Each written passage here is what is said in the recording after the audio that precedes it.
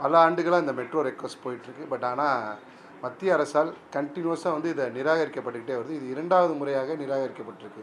இப்போ எங்களுடைய கேள்வி என்ன அப்படின்னா, 20 லட்சத்துக்கும் குறைவான மக்கள் தொகை இருக்கிறதுனால நிராகரிக்கப்பட்டதாக சொல்கிறாங்க. இப்போ 20 லட்சம் மக்கள் தொகை வந்து இன்னும் ஒரு 4-5 ஆண்டுகளில் நடக்கும். அப்போ 4-5 ஆண்டுகளுக்கு அப்புறம் ஆரம்பித்து அது எப்போ முடிஞ்சு மக்கள் பயன்பாட்டுக்கு வர்றதுங்கிறது வந்து ஒரு தொலைநோக்கு பார்வை கொண்ட திட்டமாக இருக்காது அப்படிங்கிறதான் எங்களுடைய பார்வை.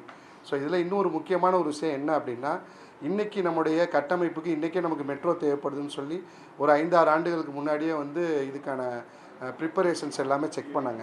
அப்போ அந்த ஆய்வு நடந்தது எல்லாமே எதற்காக? அந்த ஆய்வு நடந்து அதன் மூலமாக அறிக்கை பெற்றிருப்பாங்க மத்திய அரசு. பட் அதற்கான ஒரு இம்ப்ளிமெண்டேஷன் ப்ராக்ரஸ்ங்கிறது இல்லாமல் இருக்குது அப்படிங்கிறது ஒரு வருத்தமான பதிவு.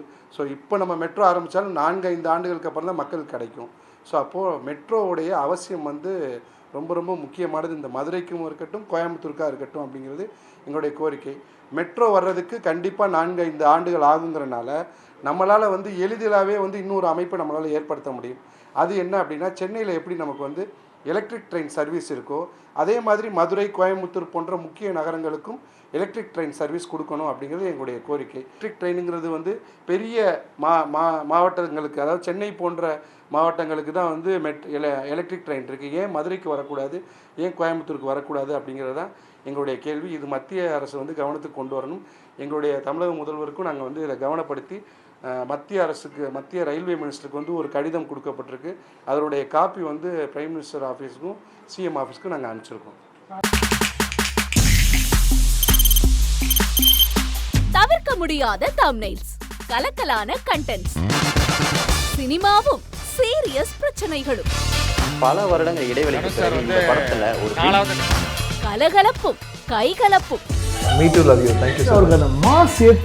போயிட்டே தான் இருக்காரே தவிர பிரேக்கே இல்லாமல் பிரேக்கிங் நியூஸ் சொல்லும் தந்தி டிவி ஆப்.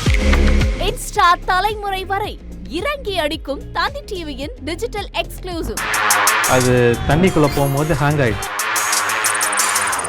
உங்களுக்கு விஜய் சார் எந்த அளவுக்கு ரொம்ப பிடிக்கும்? Of course, Malayalis are huge Vijay sir fans. ரெண்டு பேருமே ரொம்ப பிடிக்கும் எனக்கு.